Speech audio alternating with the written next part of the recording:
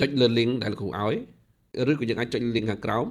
ហើយយើងយកលេខកូដ6ខ្ទងនៅខាងក្រោមហ្នឹងបញ្ចូលទៅកន្លែងពាក្យថា password ហ្នឹងបន្ទាប់មកយើងចុចកន្លែង login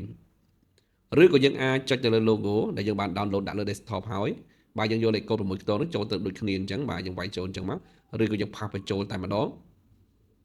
បាទបន្ទាប់ហើយយើងចុច login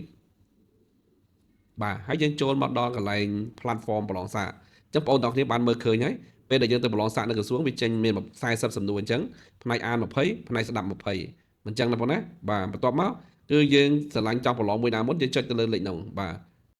ឥឡូវលោកចុចលើវិញ្ញាសាទី1ផ្នែកអានបាទបន្ទាប់មកចុចមកយើងមើលក្បាលសំណួរគេចង់យើងធ្វើអីហើយយើងចុចចម្លើយនៅខាងស្ដាំបាទឬក៏យើងបកមកក្រោយវិញយើងឃើញទេពេលយើងចុចហើយវាចេញសញ្ញាពណ៌ត្រង់ខៀវពណ៌ត្រង់ខៀវ slate ហ្នឹងបាទហើយយើងធ្វើបន្តអញ្ចឹងមកមើលប្រធានបទវាឲ្យយល់មកវាទៅដូចគ្នាអញ្ចឹងទេបាទអ្វីដែលយើងមើលឃើញនេះគឺវិញ្ញាសាអានណាបងណា신으세요. 신으세요. បាទវិញ្ញាសាបន្ទាប់នេះគឺវិញ្ញាសាផ្នែកស្ដាប់ចាប់ពីលេខ21ទៅមិនអញ្ចឹងណាបងណាអញ្ចឹងលោកគ្រូអត់លម្អិតតាក់ទងជាមួយនឹងការប្រឡងយ៉ាងម៉េចទេលោកគ្រូគាត់ប្រាប់ពីលក្ខណៈចូលប្រឡងយល់បានណាបងប្អូនទាំងអស់គ្នាចាំលោកគ្រូធ្វើវីដេអូបន្ទាប់ទៀត 이 사람은 무엇을 하고 있습니까? 이 사람은 무엇을 하고 있습니까? 전화를 걸고 있습니다. 전화를 걸고 있습니다. 물을 마시고 있습니다. 물을 마시고 있습니다. 책을 읽고 있습니다. 책을 읽고 있습니다. 다리가 부러졌습니다. 다리가 부러졌습니다. 발목을 삐었습니다.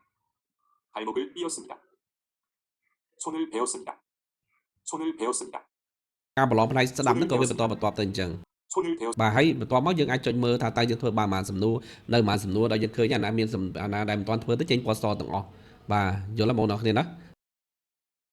ដូច្នេះវិញ្ញាសាផ្នែកស្ដាប់ក៏វាតាមលំដាប់លំដោយអញ្ចឹងរហូតដល់សំណួរទី40ពេលប្រឡងចប់ចុចឲ្យសញ្ញាកណ្ដាលនឹងហើយប្រព័ន្ធនឹងបង្ហាញសំណួរទាំង40ដែលយើងបានធ្វើហើយយើងមើលឃើញឃើញពណ៌ត្រង់ Q slate ហ្នឹងអាហ្នឹងគឺមានន័យថាយើងជ្រើសរើសចម្លើយអស់ហើយជំហានបន្ទាប់ទៀតយើងទៅចុចបញ្ជូនចម្លើយដើម្បីឲ្យប្រព័ន្ធកែឲ្យយើងណាបាទហើយបន្ទាប់មកយើងមើលបន្ទុកយើងតើយើងត្រូវប្រមាណខុសប្រមាណអញ្ចឹងយើងឃើញបន្ទុកយើងមិនបាន90%មានន័យថាក្នុង40សំណួរហ្នឹងគឺយើងធ្វើខុស4សំណួរបាទធ្វើខុស4សំណួរអញ្ចឹងបើយើងគិតជាបន្ទុកយើងបានចំនួន180បន្ទុកហើយបងអាចពិនិត្យមើលទៀតតើយើងខុសអីខ្លះយើងចុចលើកំណែនឹងមកបាទយើងចុចលើកំណែហើយយើងមើលទៀងចុះក្រោមមកយើងខុសអីខ្លះអញ្ចឹងយើងអាចរៀនបានបន្ថែមពីលើនឹងយល់បានទេហើយបន្ទាប់មកបងធ្វើអីអត់យល់ឬពិបាកកន្លែងណា capture សួរលោកគ្រូបាទហើយបន្ទាប់ការងាររបស់ហើយយើងក៏បិទចោលទៅឬក៏យើងប្រឡងប្រធានបទផ្សេងទៀតមកហើយលេខកូដនីមួយៗពេលដែលយើងប្រឡងគឺវាចេញវិញ្ញាសាខុសៗគ្នាទាំងអស់វិញ្ញាសាមានរាប់រយ